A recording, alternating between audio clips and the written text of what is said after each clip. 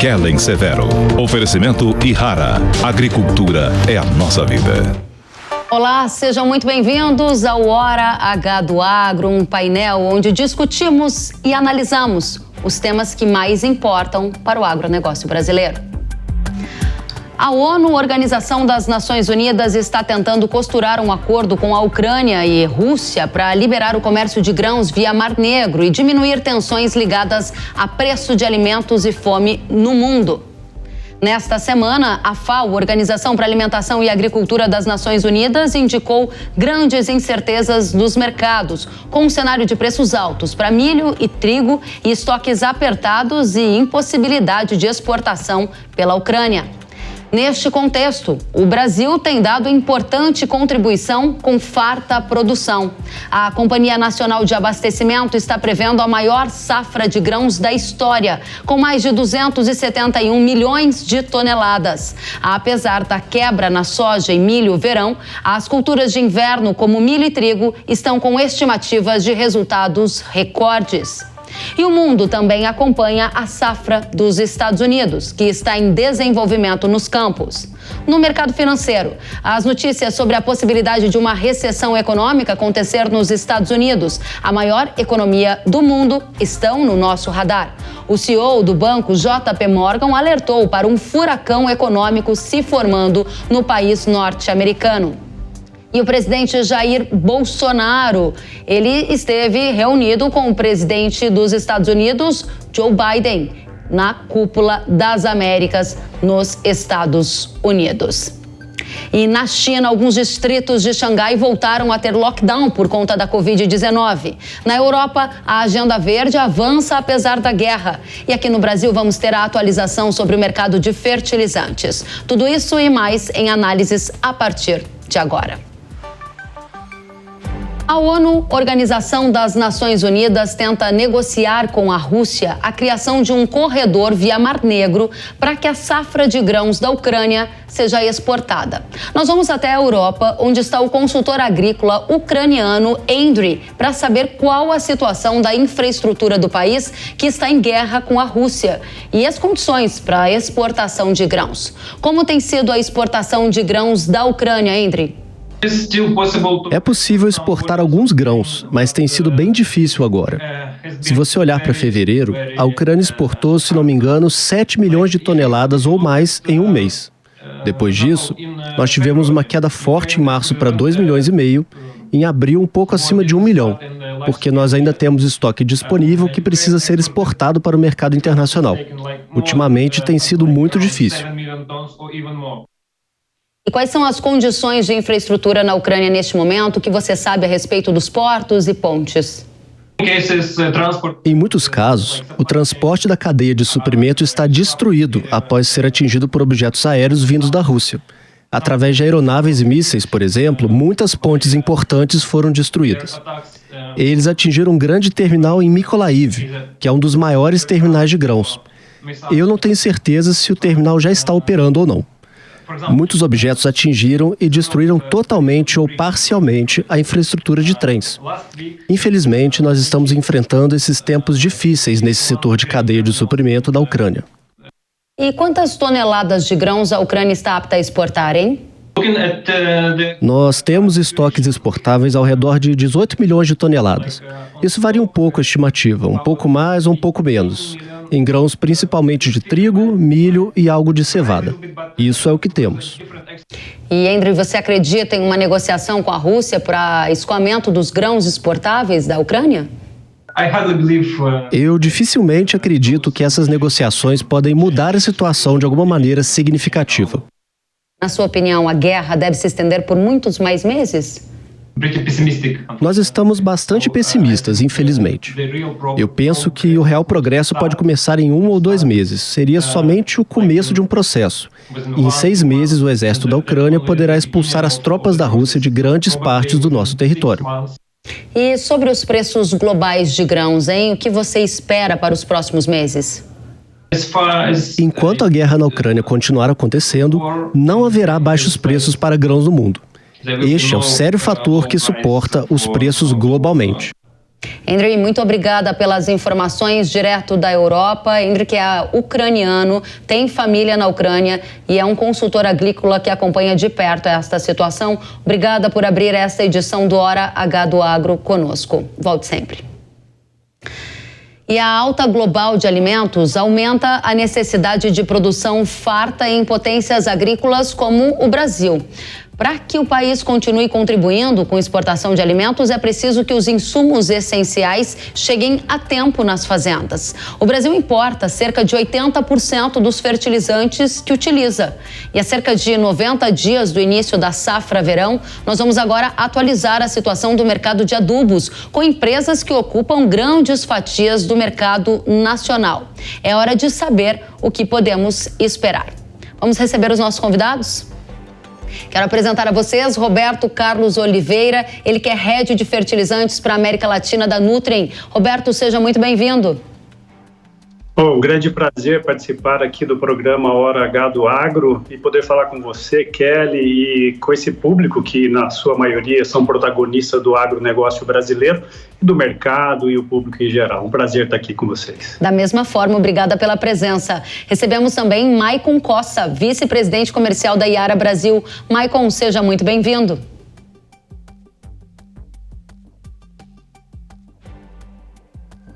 Maicon, acho que a gente está com o seu microfone no mudo. Você consegue abrir para a gente? Seja bem-vindo. Olá, Kelly, obrigado. Prazer enorme estar aqui com você, com os colegas aqui e falando com os espectadores aqui do nosso agronegócio brasileiro. Prazer. Da mesma forma. E vamos começar essa conversa que interessa demais a nossa audiência. Roberto, minha primeira pergunta para você, como é que está o fluxo de importação de fertilizantes dentro da normalidade no momento? E mais, quais são as suas expectativas para os próximos 90 dias? Porque os dados oficiais mostram que o adubo está chegando, né? Só que tem muito adubo para chegar, não tem? Conta pra gente. É, isso mesmo, Kelly. Esse ano nós vimos um movimento aqui de importação mais acelerado do que nos anos anteriores, né? Nós vimos aqui números que nós podemos observar nos line-ups dos navios, né? Nós recebemos até agora aí algo como 18 milhões de toneladas. Isso dá mais ou menos, só para ter uma ideia, 2,2 milhões de toneladas a mais do que o mesmo período do ano passado. Tá, então, ou seja, está chegando, né, teve um movimento forte e todo o setor correu para realmente disponibilizar mais produto para realmente cumprir o nosso papel, né, de alimentar o mundo. Tá? Então, teve esse avanço na disponibilidade de produtos, sim, mas ainda tem muito produto, né? Chegaram essas 18, tem um estoque de passagem. Chegaram, o que eu digo, eu estou colocando inclusive os números aqui de line-ups, que está no navio, mas já está nomeado, tudo para descarregar. Além disso, tem um estoque de passagem, que soma aí algo como 25 milhões de toneladas. Tem um pouco de produção nacional, mas como você mesmo disse, Kelly, nós somos dependentes do mercado externo, importamos entre 80% e 85% do total de demanda de fertilizantes, então precisamos ainda de um bom volume para chegar, né? Mas temos aí um estoque aí para os próximos 2-3 meses aí em casa. Agora diga pra gente, Roberto, esses dados que você mencionou, eles estão dentro da normalidade? Eles estão com remessas vindas dos nossos principais fornecedores? Para nossa audiência relembrar, a Rússia é um dos nossos principais fornecedores, havia uma grande insegurança também quanto às remessas vindas da Bielorrússia. De onde são as origens desse adubo que está chegando para vocês? Tá, Kelly, o que aconteceu é que a mobilização foi muito grande, né, porque houve realmente um rearranjo em todo o supply global, né. Nós vimos aí, observamos que com a saída da Bielorrússia, né, então nós tivemos vários fatores, uma questão geopolítica, como você citou no início, né, que começou com Bielorrússia, que até hoje tem as sanções e nós não conseguimos operar mais com produtos de lá. Tivemos a guerra e com isso houve um rearranjo e outros fornecedores trazendo produto, quando a gente fala principalmente de potássio, né?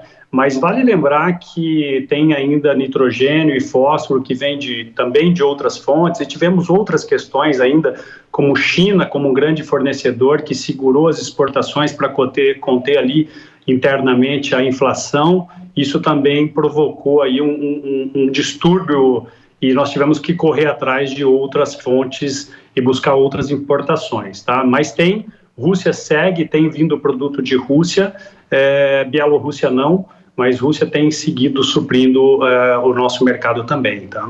Seja, para a gente fechar essa primeira parte com você, Roberto, a informação é que as entradas, as importações de fertilizantes estão dentro da normalidade e com viés de continuar desta forma, pelo menos com as informações e estimativas de embarques que você tem até o momento? E, Kelly, até hoje, né, dados que nós já temos, contando com a ENAP, nós temos 2,2 milhões de toneladas a mais que o mesmo período do ano passado. Isso tem provocado, inclusive, Kelly, uma certa preocupação nos portos brasileiros e na estrutura de retroporto, com uma questão de armazenagem. Tem bastante produto, 2 milhões de toneladas a mais que o mesmo período do ano passado. Isso dá um certo conforto momentâneo. Mas eu tenho aqui, né, eu acho que tem um ponto de atenção, né, que existe uma postergação em algumas regiões das compras por parte dos produtores, e isso pode trazer uma questão logística, né, Kelly? Tem um issue aqui que é movimentar tudo isso até as fazendas, né? Então, tem uma preocupação, principalmente isso nas regiões sul e sudeste, que o mercado, a comercialização ainda está um pouco atrasada, tá? Então, apesar de ter produto hoje que dá aí para 2, 3 meses, tem que movimentar tudo, tem que trazer mais produto, obviamente, e tem que movimentar tudo isso em algumas regiões que a comercialização está atrasada e nós podemos ter uma dificuldade, né, porque tem toda uma infraestrutura para movimentar, Kelly. Muito bem, muito obrigada pelas informações iniciais, Roberto. Maicon, eu passo a você a pergunta. Objetivamente, para a gente começar, eu gostaria de saber as informações da Yara sobre volume de importação de fertilizantes até o momento, se está acima da normalidade, dentro da normalidade, e como é que estão os line-ups, quanto mais vocês têm para receber, para a gente primeiramente aqui abordar a questão de abastecimento para o mercado brasileiro. Também estão chegando cargas da Rússia, quais as origens, várias questões para você. Obrigado, Kelly. Acho que os dados gerais, né, que são disponibilizados pela ANDE, que o Roberto bem comentou, do setor, indicam, né, uma normalidade, um pouco além disso, na verdade, as importações até o momento. Não é diferente para a Yara, como em números gerais a gente está em linha com o ano anterior. A Yara não está trazendo produto após o início da guerra, né? A Yara respeitando as sanções da União Europeia, né? Então a Yara não está importando especificamente da Rússia ou das empresas sancionadas na Rússia, né? Mas com os volumes que a gente havia importado, iniciado o processo anteriormente à guerra, e com o rearranjo com outros fornecedores que a Yara tem globalmente, a gente está conseguindo trabalhar muito próximo de uma normalidade. Próximo de uma normalidade. Então, vou explorar esse ponto aqui com você. Nós não estamos, de acordo com as informações que você está nos trazendo, dentro de um contexto de normalidade no que se refere às cargas importadas pela Yara, até porque a Rússia não é hoje uma das principais origens de vocês, conforme você noticiou. Quais são as principais origens de vocês e você estima que haverá uma normalidade de agora em diante? Por quê, Maicon? Isso, de novo, né, como a Yara acaba tendo esse impacto em respeito às sanções, especialmente no potássio, né, que é o grande produto de importação da Rússia, a Yara tem outros fornecedores, né, seja da América do Norte ou outras fontes, que compensaram quase que na totalidade esse volume vindo da Rússia, Kelly. Em relação a abastecimento, Maicon, conta pra gente. Quais são as suas previsões para os próximos 90 dias? Você acredita que, com as informações que você tem, se puder dividir conosco em relação à line-up, em relação às compras que já foram feitas, quanto mais tem para ser importado nos próximos meses e se isso está dentro de um calendário considerado normal por vocês? Eu acho que sim, Kelly. O grande ponto aqui, como de alguma forma o Roberto mencionou aqui, a gente tem um ambiente de alguma forma de conforto para os próximos 3 meses, né? Então, com o produto que está em casa, está chegando, né?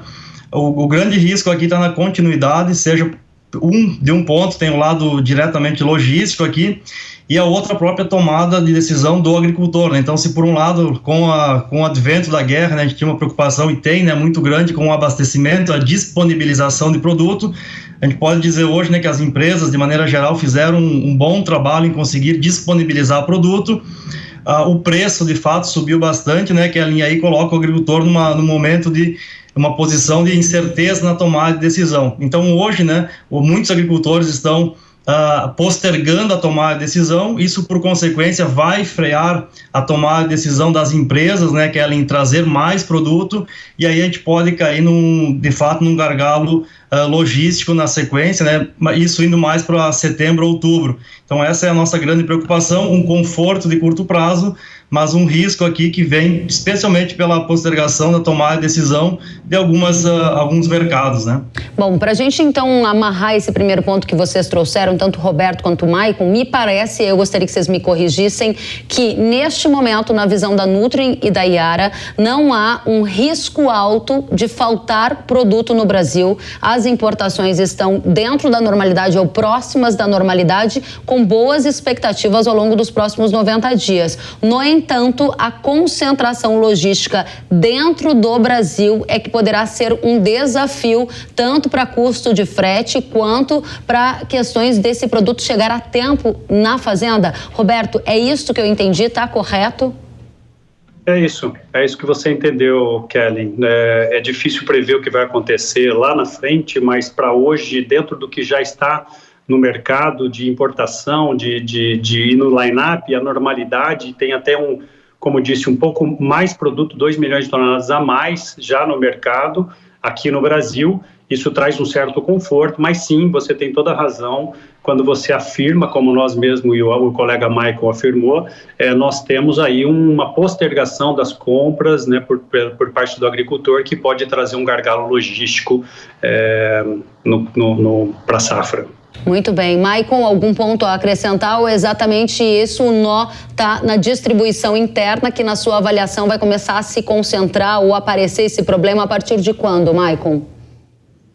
Esse ponto é exatamente esse, Kellen, e a gente vai começar, se a gente tiver esse problema, esperamos não passar por ele, né, mas vai ser justamente nos dias, nas semanas que antecedem a safra, né, com a postergação, chegando mais próximo do início do plantio, aí não há mais tempo hábil, e havendo a concentração é nesse momento, né, um mês, 2 meses antes do início do plantio, que a gente vai começar a sentir esse efeito.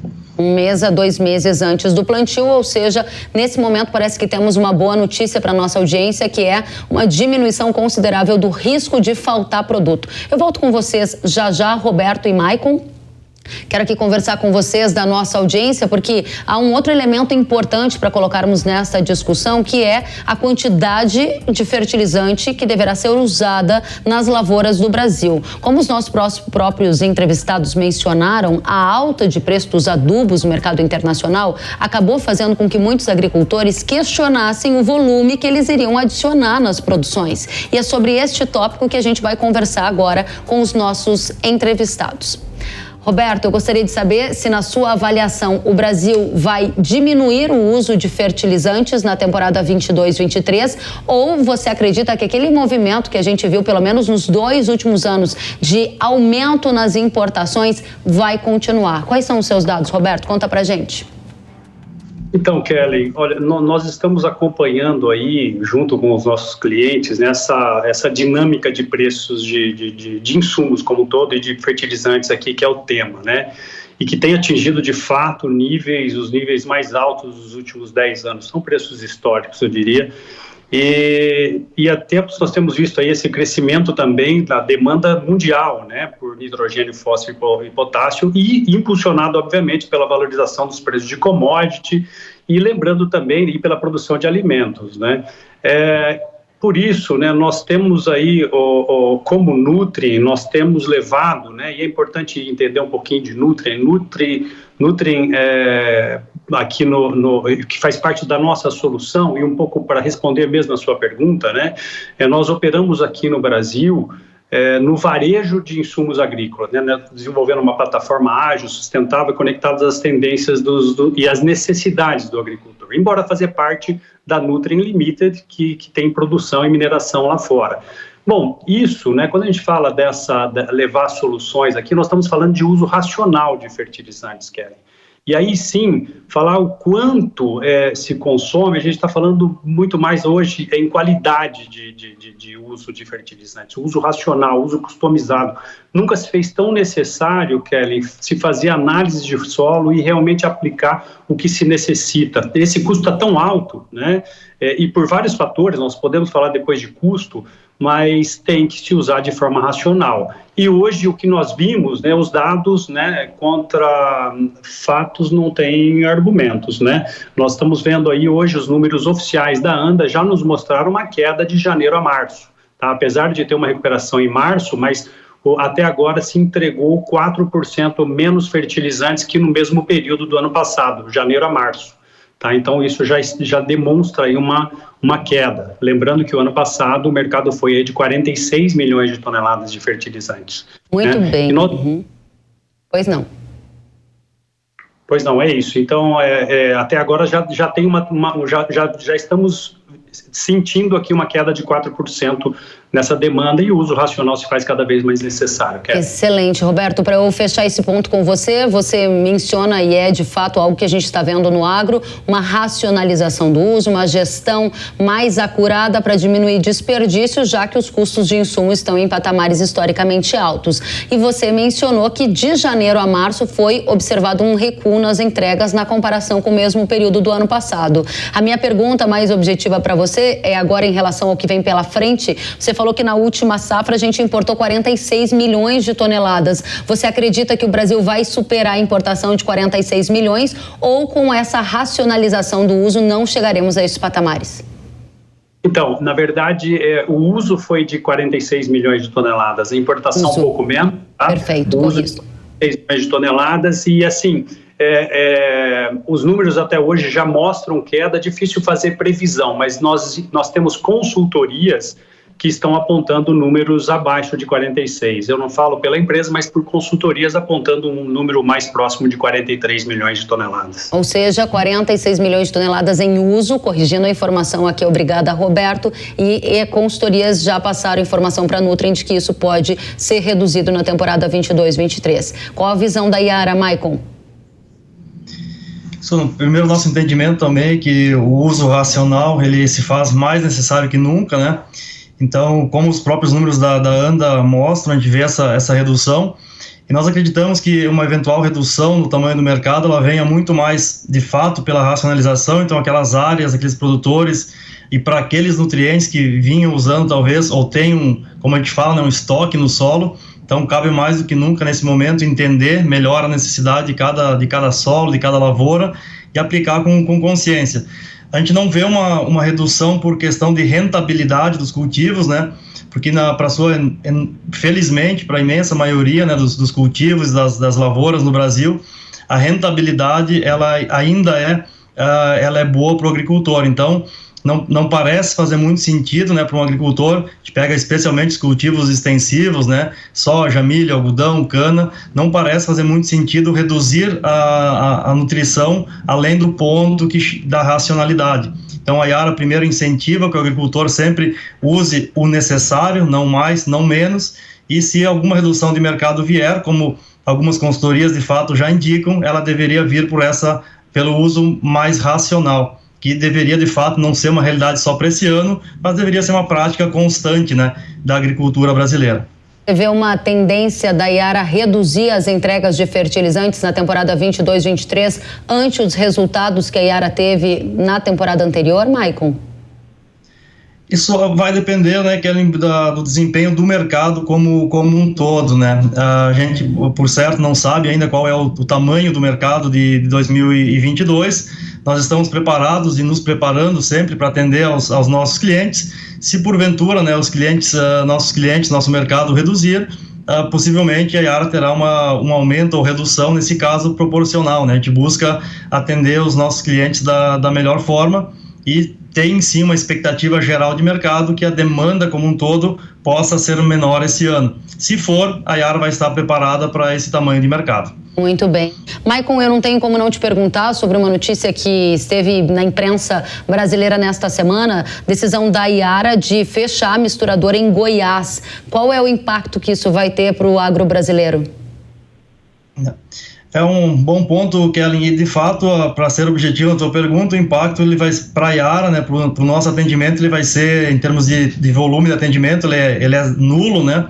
De fato, ele veio nesse momento que o fertilizante está em voga, né, está na mídia em todos os sentidos, mas o projeto de fechamento da unidade de Catalão, que é uma unidade já bastante antiga, que não atende mais aos padrões de qualidade de produção da Yara, já era um plano de longa data, e de fato o que a gente faz para o mercado de Goiás, a gente deixa de atender com uma unidade e atende com 3 unidades. Então a gente está abrindo uma nova frente de atendimento no sudoeste goiano, que a gente começa a operar agora em julho, e nós temos a unidade de Rio Grande, que embora bastante distante, né, ela atende com competitividade uma parte do estado de Goiás, e também temos o polo de Uberaba com capacidade para atender outra parte do estado.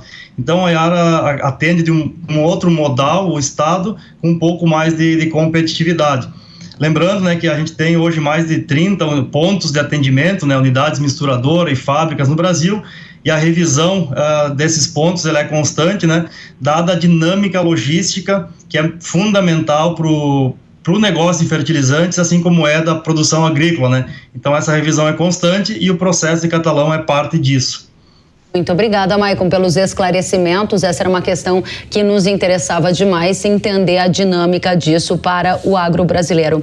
Roberto, eu volto com você e a minha pergunta também é um olhar para o futuro, porque para a gente encerrar a nossa conversa, eu gostaria de trazer o máximo de detalhes para a nossa audiência sobre qual é a situação no mercado de fertilizantes no Brasil. Vocês já falaram aqui, inclusive você, Roberto, sobre uma comercialização relativamente atrasada em áreas do Sul e Sudeste. Objetivamente, eu gostaria de saber se você acredita que a gente pode ter no futuro dificuldades para atender uma demanda, dado que agora os grãos subiram e o preço do fertilizante começou a cair. Será que essa demanda vai aumentar? E se tiver um repique, vão conseguir atender? Kellen, essa de fato é uma preocupação, sabe? Porque dentro do nosso planejamento nós temos trabalhado muito e fortemente para atender essa demanda quando ela vier, mas tem fatores que fogem ao nosso controle, né? Por exemplo, logística.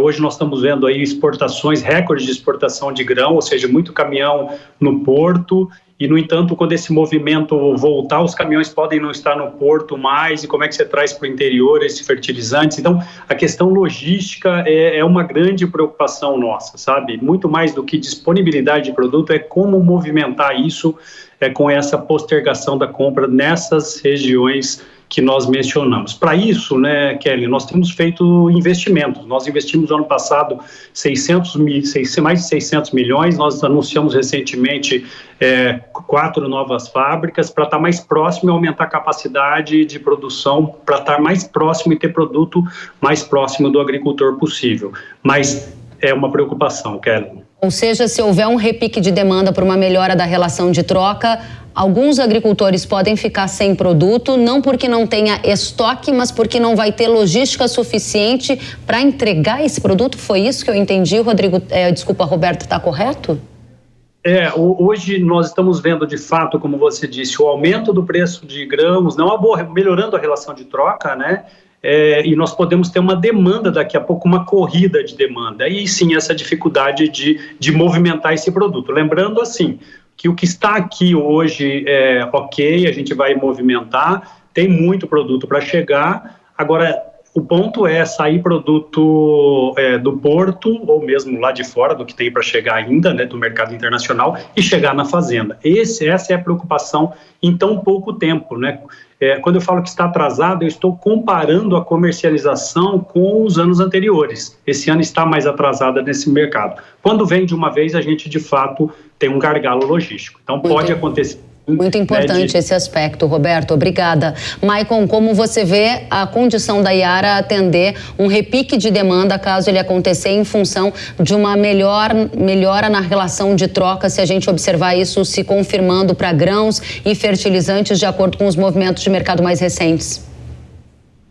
O nosso ponto, né, que a entidade, novamente, né, a gente está preparado para atender os nossos clientes, porém, o grande ponto nosso aqui é que nós não podemos nos preparar para uma demanda que talvez venha, né?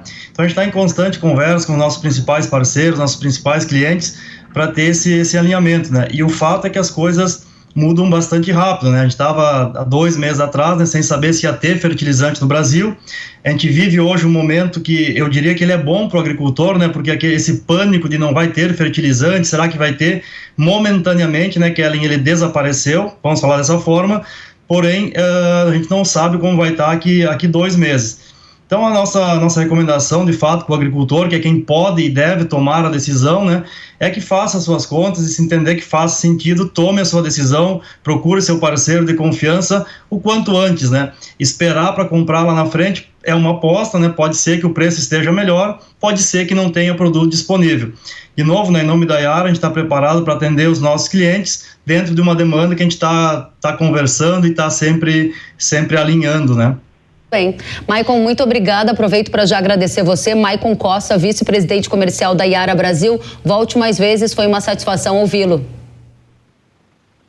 Obrigado, Kelly, é um prazer, em nome da Yara, estar presente aqui, falar com você, falar diretamente com os agricultores aqui do Brasil, né, e outros parceiros de negócio, sempre à disposição. Muito obrigada. Agradeço também a você, Roberto Carlos Oliveira, ele que é head de fertilizantes para a América Latina da Nutrien. Roberto, foi um prazer recebê-lo. Um prazer, muito obrigado pela oportunidade. Conte comigo, conte com a Nutrien. Um abraço a todos. Da mesma forma, obrigada a vocês pelos esclarecimentos. E nesta semana aconteceu a 9ª edição da Cúpula das Américas, que reuniu líderes de países das Américas do Norte, Sul, Central e do Caribe também. Após participar do evento, que ocorreu nos Estados Unidos, o presidente Jair Bolsonaro se encontrou pela primeira vez com o presidente norte-americano Joe Biden. A pauta ambiental também esteve na conversa. E para tratar da Cúpula das Américas, efeitos para o agro e mais, geopolítica mundial, eleições no Brasil e riscos de recessão na maior economia do mundo, os Estados Unidos, eu recebo o diretor de estratégia da Arco Advice, Tiago de Aragão. Tiago, seja muito bem-vindo. Conte pra gente qual é o saldo desta Cúpula das Américas. Houve algum avanço na relação entre Brasil e Estados Unidos? Seja bem-vindo. Obrigado, Kelly. Um prazer estar aqui com vocês. Bom, uma Cúpula das Américas é sempre um evento importante pelas potencialidades que podem sair dali.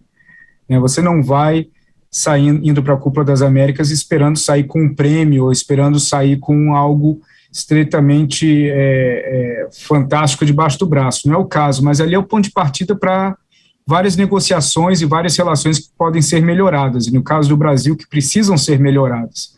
Então, creio que a maior vantagem da participação do Brasil na Cúpula das Américas, primeiro, que deveria participar, obviamente, por se tratar de um evento de relevância hemisférica, mas foi a aproximação que o presidente Bolsonaro desenvolveu e inaugurou com o presidente americano Biden. Desde o início do ano, em janeiro, quando o Brasil foi o penúltimo país do mundo a reconhecer o Biden como presidente, tendo o México sendo o último, as relações estavam meio complicadas, mas o fato do Bolsonaro participar e ter uma conversa com o Biden e publicamente falar que o Biden é uma pessoa maravilhosa, que ele adorou a conversa, isso é muito bom porque isso cria um caminho para desenvolvimento de acordos e aproximações diplomáticas que podem acabar levando a acordos mais interessantes entre os dois países. Não saiu nenhuma assinatura, nenhum acordo exatamente que possa ter algum impacto, por exemplo, para o agro do Brasil, na sua avaliação? As questões ambientais estiveram na pauta também, porque Biden tem se mostrado um crítico da agenda verde do governo Bolsonaro, né? Sim, ele é um crítico disso, não vai deixar de ser, independente do que o Bolsonaro fale dele ou mude de opinião em relação a ele, isso é uma agenda que vai continuar. O foco da Cúpula das Américas acabou sendo imigração, e principalmente imigração ilegal, e como que os Estados Unidos quer a cooperação de países centro-americanos, principalmente do México, mas também houve citações importantes ao Equador, à Colômbia em relação à imigração, e esse acaba sendo um tema muito importante. Ao mesmo tempo que é um tema muito importante, é um dos vícios de linguagem e vícios diplomáticos que os Estados Unidos têm quando trata da América Latina. A relação com a América Latina, por parte dos Estados Unidos, ela tende a girar em cima de problemas: imigração ilegal, narcotráfico, corrupção, fragilidade democrática, lavagem de dinheiro, etc. E esse é um problema grave, porque quando a China entra no jogo na região, a China traz uma agenda propositiva que acaba seduzindo vários países. E uma das razões que o Biden e o Departamento de Estado aqui em Washington deram uma atenção muito grande para a Cúpula das Américas foi que eles enxergaram que ali é uma oportunidade de começar a seduzir de novo os países da região para que eles tenham uma relação melhor com os Estados Unidos. Então, em termos de assinatura, não saiu nada muito relevante nessa área, mas o que é muito importante que foi tratado nos bastidores foi o desenvolvimento de uma alternativa para a Rota da Seda chinesa. E essa alternativa, patrocinada pelos Estados Unidos, o foco dela é acabar desembocando em linhas de crédito que poderiam ser oferecidas para o desenvolvimento de infraestrutura para escoamento de produção agrícola, mas também de infraestrutura em outras áreas de logística que, ao invés dessas logísticas ficarem atreladas à China, elas poderiam ficar mais amarradas para o lado dos Estados Unidos e criar, assim, uma balança de influência que para os Estados Unidos seria muito interessante na região. Interessante, Aragão. Agora, a gente tem um outro tema para analisar com você, que diz respeito à maior economia do mundo, a economia dos Estados Unidos. Nesta semana, inclusive, o CEO do JP Morgan alertou para um furacão econômico. Foi assim que ele disse que haveria um furacão econômico se formando na maior economia do mundo, fato que gerou até uma série de temores sobre uma recessão nos Estados Unidos. Qual a sua avaliação? Os Estados Unidos entrará em recessão e que tipo de impacto isso terá para o mundo e para o Brasil? Olha, um dos maiores, o principal item que preocupa pessoas do mercado financeiro, principalmente aqui em Nova York, é a imprevisibilidade. E o mundo está menos previsível possível por conta da guerra na Ucrânia, que nós não sabemos quanto tempo que isso ainda vai levar. Ao mesmo tempo, o processo de saída da pandemia não acabou completamente. Xangai hoje anunciou mais um lockdown em parte da cidade, que vai afetar milhões de pessoas e, consequentemente, a produção industrial. Tudo isso afeta a cadeia global econômica e, consequentemente, também afeta bastante os Estados Unidos. O risco de recessão ainda é longe, eu acho que por isso que ele usou o termo de furacão se formando e não furacão formado, e ele não foi tão agudo nessa certeza. Mas o que existe é um ambiente de temor, e o ambiente de temor, ele leva as pessoas a mudarem os hábitos delas, inclusive os hábitos de gasto. E muitas vezes acaba se tornando uma profecia autorrealizável, onde o comportamento temerário acaba acelerando aquele temor original. A inflação é um problema nos Estados Unidos, o preço do combustível é um problema grave nos Estados Unidos e, aparentemente, a alta dos juros para tentar conter o aumento da inflação está chegando no teto, está chegando no limite. Obviamente, por se tratar do país que é o dono do dólar, os Estados Unidos têm uma vantagem grande que, mesmo imprimindo dinheiro, ele consegue conter que a inflação não dispare em comparação com outras moedas. E nós vimos isso acontecer muito durante o governo Trump. Mas não é a única alternativa. A alternativa é gerar um estímulo necessário para que a população volte a consumir sem medo e confiando na economia americana, desatrelada do que está acontecendo em outras partes do mundo. Muito interessante o ponto que você traz sobre a imprevisibilidade que aumentou, e isso acaba também trazendo um cenário adicional mais adverso. Eu preciso entrar com você no tema geopolítico, o impacto disso para o agro, antes da gente avançar para as eleições aqui no Brasil. Você há pouco mencionou a questão da guerra na Ucrânia. As suas atualizações, últimas informações indicam que a gente não terá um fim tão breve deste problema, deste conflito. Isso significa dizer que o mundo vai continuar com alimento em alta, com energia em alta, e como o Brasil se posiciona nessa nova geopolítica? Bom, realmente nós não temos indícios de que a solução na Ucrânia vai acontecer a curto prazo, até porque os objetivos dos dois lados eles não batem. E o que acaba afetando muito a cadeia global de alimentos, da parte energética é óbvia, pelo papel que a Rússia tem na produção de petróleo e gás natural. Na parte alimentar, é importante ver que vários países no norte da África, no Oriente Médio, na Europa, eram dependentes do trigo ucraniano. Então nós temos países, por exemplo, como a Líbia, que mais de 40% do trigo que eles consumiam vinham da Ucrânia, e vários outros países do Oriente Médio tinham mais de 30% de dependência de trigo vindo da Ucrânia. Quando esse trigo ele some do mercado, automaticamente isso começa a desencadear num processo, num efeito dominó que faz com que a alta dos preços suba em todos os lugares. Vários outros países, como a Argentina, por exemplo, eles acabam segurando um pouco o consumo doméstico ou a disponibilidade doméstica do trigo para poder exportar, aproveitando as altas no preço. Então, enquanto não há fim para a guerra ela vai continuar aprofundando o problema da alta do preço do trigo, da alta do preço do petróleo e vários outros problemas colaterais, como, por exemplo, o acesso a fertilizantes. Se na safra atual os fertilizantes eles estão garantidos por conta das importações que já ocorreram, há um problema para a próxima safra, para o ano que vem. E por que existe esse problema? Porque o limite de fertilizantes que a Rússia pode exportar é menor, e o que está acontecendo é que a China está comprando um grande volume de fertilizantes da Rússia, fazendo um estoque, e tudo indica, pelo que já foi visto em alguns casos na Argentina recentemente, de que eles, para garantir a produção da importação deles de determinados países, eles vão fornecer o fertilizante e embutir o valor disso no preço dos commodities, dos grãos que eles estão comprando, e abater do preço dos grãos. Então isso vai criar um ambiente meio confuso no ano que vem, e aumentando ainda mais a dependência que os países têm da China. E para finalizar esse ponto, que é algo muito interessante, nós estamos chegando num ponto onde as decisões agrícolas que impactam o Brasil, elas ocorrem mais em Pequim do que em Brasília. Isso é algo muito importante para ser visto.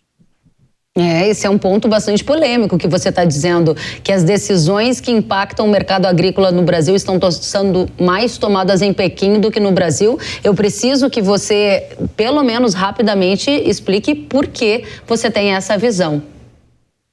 Bom, porque o seguinte, a gente está num grau de dependência no volume da nossa exportação para a China, e a China, ao mesmo tempo, ela está traçando desde novembro do ano passado um plano para tentar diluir um pouco a dependência que ela tem de comprar grãos de determinados países.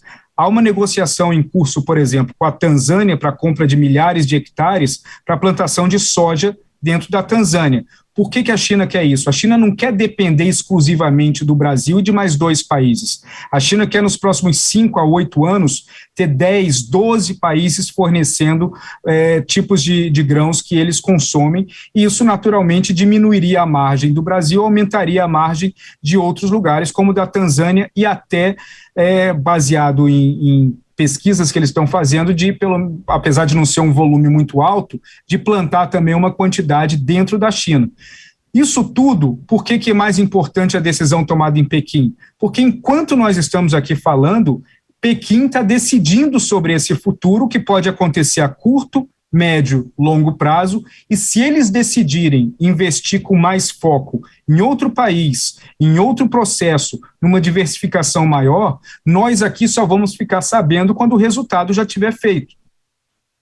Essa é uma questão muito importante, inclusive essa é uma questão que deve entrar no debate eleitoral, que é o nosso próximo tema, né? As relações do Brasil com outros países do mundo, como essa agenda comercial diplomática deve ser pautada na visão de um governo, eventualmente de Bolsonaro, eventualmente de Lula, e aí eu entro no tema eleição com você. Para a gente, na sequência, analisar esse ponto aqui que você trouxe, quero começar do início. Como é a situação hoje do cenário eleitoral no Brasil? De fato, uma polarização entre Lula e Bolsonaro, ou você ainda ventila uma possibilidade de uma terceira via?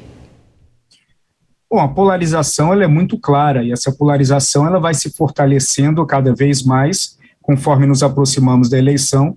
Agora, isso não quer dizer que a terceira via está zerada. A cada dia que passa, as chances são menores.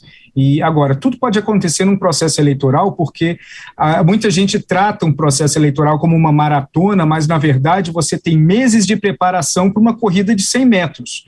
Então, dependendo da forma como os candidatos chegam, eles podem ter um processo final mais impactante. Agora, a falta de preparo, a falta de tempo, a falta de estratégia, de unidade, prejudica a terceira via e fortalece a polarização, até porque o ambiente político no Brasil, ele é um ambiente político onde a unidade e o agrupamento dos eleitores se dá muito mais pelo que eles não querem do que pelo que eles querem. Então, a rejeição de eleitores do Bolsonaro em relação ao Lula e do Lula em relação ao Bolsonaro é o que fortalece, no fim, as duas campanhas. Muito interessante. Agora diga pra gente as últimas notícias sobre a eleição no Brasil nesta semana, dando como um cenário base pra gente partir para sua resposta, que a disputa esteja entre Lula e Bolsonaro. Bom, nessa semana a gente está vendo uma variação, vários tipos de pesquisa, tem uma variação muito grande. Agora, no fim, a diferença ela oscila entre 10, 8 pontos, 7 pontos, e nós vamos seguir vendo essa oscilação até iniciar o processo pós-julho. A partir de agosto, os dados vão se consolidar um pouco mais e a certeza daquele eleitor, na opinião dele sobre quem ele vai votar, vai se consolidar. E o que acontece é, quando o processo de campanha eleitoral na televisão e os debates começarem, isso vai acentuar ainda mais, e aí pode ser que o papel de um candidato da terceira via, por menor que seja o percentual dele, acaba influenciando muito no segundo turno, baseado no posicionamento que esse candidato vai ter em relação aos ataques. Se os ataques vão ser focalizados nos dois, ou se os ataques eles vão ser focados em um apenas, abrindo espaço para um apoio ao outro candidato no segundo turno. A gente está vendo imagens do ex-presidente Lula e nesta semana veio a público o que seria um esboço do programa dele de governo na área econômica. Alguns economistas mais liberais disseram que seria o fim do Brasil, ou seja, de novo a gente teria um grande problema econômico. Você acompanhou esses dados? Qual a sua visão? Bom, muitas das coisas que o Lula vem dizendo, obviamente, eles trazem muito temor para vários economistas e para o mercado financeiro também. Quando ele fala, por exemplo, de revogar a reforma trabalhista, isso é algo extremamente complexo, porque volta para aquele ponto inicial. A imprevisibilidade é o maior inimigo do investidor. O investidor ele prefere uma notícia ruim à falta de certeza em relação a alguma coisa. Agora, o que pouca gente fala é que o Lula ele pode ter a ideia que ele quiser, mas ele não vai ter, nem se ele vier a ser eleito, ele não teria a força que ele teve no governo passado, porque ele não carregaria a força do PT no legislativo com ele. O Lula ele tem muito mais poder individualmente do que como um partido. Eu não vejo o Lula conseguindo colocar 80, 70 deputados do PT no Congresso que dariam margem para esse tipo de ideia um pouco complicada que ele quer, ou preocupante que ele quer colocar à frente. No fim das contas, ele seria obrigado a lidar com os mesmos partidos de centro que estão aliados ao governo hoje. E por isso, e eu acredito que o Lula sabe disso, para ele soltar o verbo e falar aquilo, pregar para o convertido em relação à reforma trabalhista e as ideias intervencionistas do Estado brasileiro em relação à economia, uma coisa é querer, que já é muito preocupante e traz imprevisibilidade para o investidor. Agora, executar isso é muito complicado quando você não traz um Congresso junto com você. E o PT não tem hoje a magnitude no Brasil que já teve há 20 anos. Muito bem, para a gente fechar, Aragão, gostaria de saber de você. Há pouco você mencionou uma preocupação com a alta concentração e dependência do agro no cliente China. Lembro ainda, no início do governo Bolsonaro, de algumas críticas de alguns membros do governo em relação à ditadura chinesa. Era assim colocado, e na época o agro ficou muito apreensivo em relação a efeitos comerciais. Gostaria de saber se você tem um perfil de como seria a relação Brasil-China num governo Lula e num segundo governo Bolsonaro. Você tem um pouquinho menos de um minuto. Tá bom. Bom, o principal problema que eu vejo na política externa, tanto do Bolsonaro quanto do Lula, é que ela é recheada de paixões e vontades e desejos, quando a política externa ela tem que ser extremamente pragmática. Você evita o uso de adjetivos em política externa, a não ser que seja algo extremamente impactante e visível. Se o Brasil ele tem uma relação com a China muito importante, não precisa falar bem, não fala sobre a China. E mesmo assim, se o Brasil quiser se posicionar fortemente contra a China em alguns pontos, o Brasil pode fazer isso nos fóruns corretos, porque a China também, por enquanto, depende do Brasil na compra de grãos. Agora, tudo que é feito com pragmatismo e equilíbrio, tanto em relação à China quanto em relação aos Estados Unidos, acaba trazendo uma moral maior, um peso maior para aquilo que é dito pelo Brasil, porque muitas vezes o silêncio acaba sendo melhor do que o uso de adjetivos. Sei que a nossa audiência quer uma última resposta sua. Nesse momento, há um favorito na disputa à cadeira presidencial para a eleição deste ano, ou é muito cedo? Acho que é muito cedo, muito cedo. Semana que vem tudo pode mudar. Tudo está mudando muito rapidamente. Quero te agradecer demais, Aragão, pela presença. Foi um prazer te receber e fica aqui o nosso convite para você voltar mais vezes. Muito obrigado. Obrigada a você e a gente segue em frente. A agenda verde europeia continua avançando, mesmo com os desafios energéticos e alimentares gerados pela Covid-19 e pela guerra na Ucrânia. Informações de adidos agrícolas do Brasil em Bruxelas indicam que, em julho, o Comitê de Meio Ambiente do Parlamento Europeu deve publicar a versão final da legislação sobre controle de produtos com origem em áreas desmatadas. E logo é esperado que o texto vá para a votação no plenário. O presidente da Associação Brasileira das Indústrias de Óleos Vegetais, André Nassar, conversa conosco. André, do que se trata essa legislação, hein?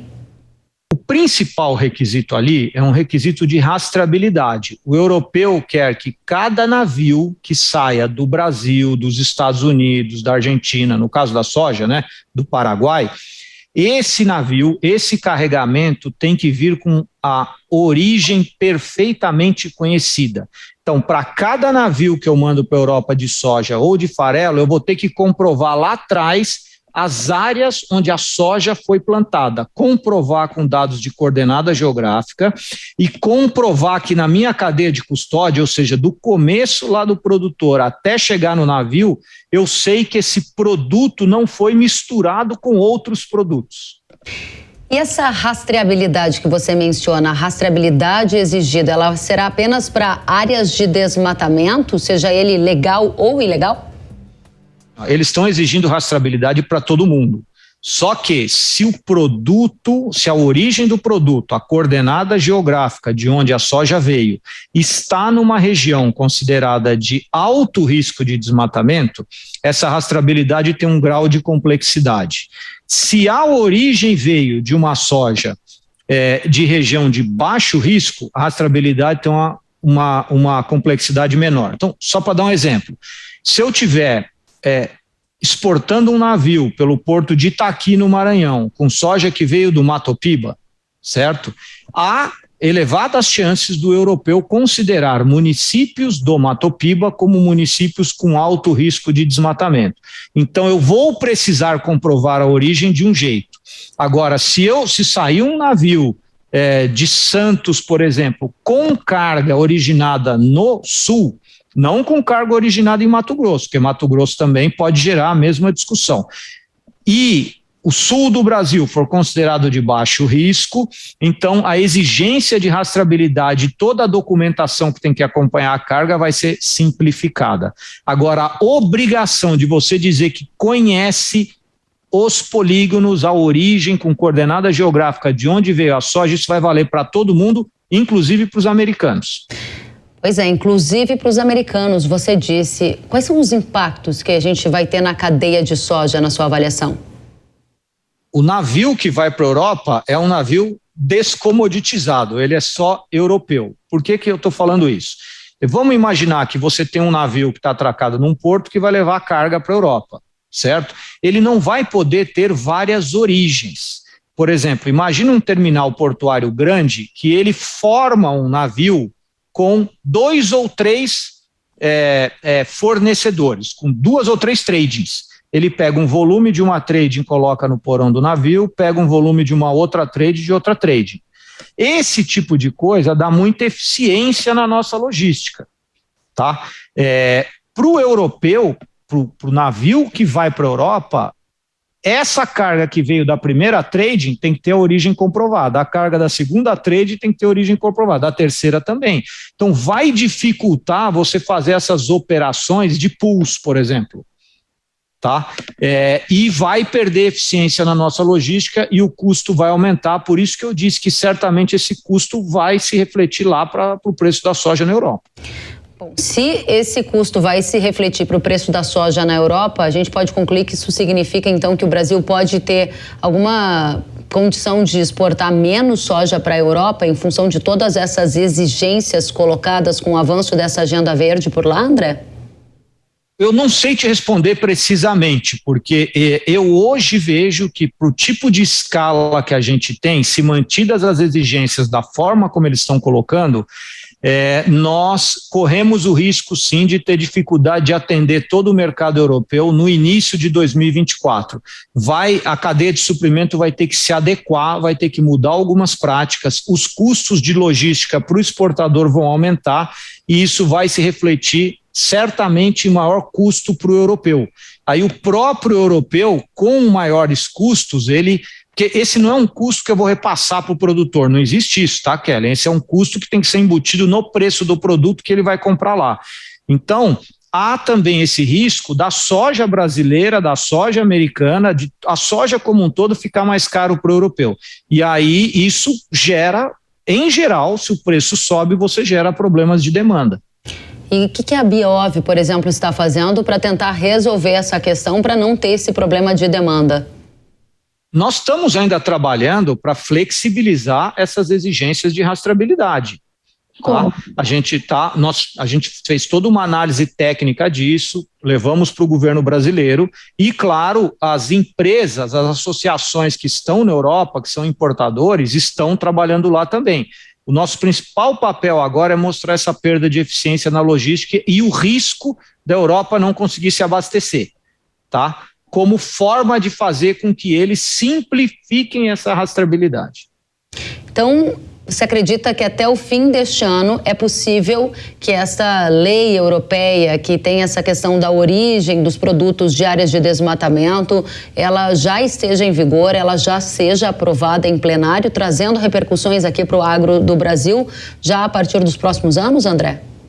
Ela já estará aprovada, então ela vai entrar em vigor, vamos falar assim, tá? Eu enxergo que o ano de... vamos lá. Sancionada, vamos falar assim, sancionada essa lei em 2022, tá?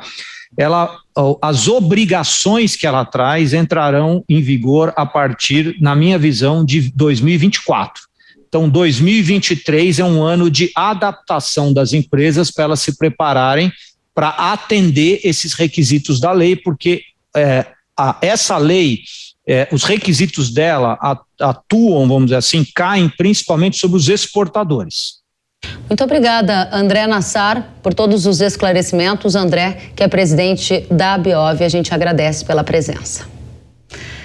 E antes de encerrarmos, eu tenho um recado para você. Olá, produtor de soja. Às vezes a gente fica com receio de apostar em novidades e ter algum prejuízo, não é mesmo? Mas eu gostaria de te apresentar uma novidade no mercado que tem resultados comprovados na eficiência para proteger as lavouras de soja. Eu estou falando de Romeu, o fungicida biológico da Yara com modo de ação inédito no Brasil, que traz alta tecnologia para ativar as defesas da soja contra a ferrugem, fortalecendo o metabolismo da planta e a deixando mais resistente. Para comprovar a eficácia de Romeu para você, nós realizamos testes em 220 áreas diferentes no Brasil, envolvendo mais de 10 mil hectares. Repare só nos resultados. Tivemos um incremento médio de 15% no controle de ferrugem asiática e incremento médio de 5% da produtividade geral das áreas tratadas com o Romeu. Impressionante, não é mesmo? Comprove você também a ação de Romeu na sua lavoura. Acesse irara.com.br ou aponte o celular para o QR Code da tela e conheça essa e outras soluções inovadoras da Yara. Na hora H da proteção do seu cultivo, é Yara. Pode confiar. O Hora H do Agro de hoje fica por aqui. A gente se vê na próxima semana. Até lá. Tchau, tchau.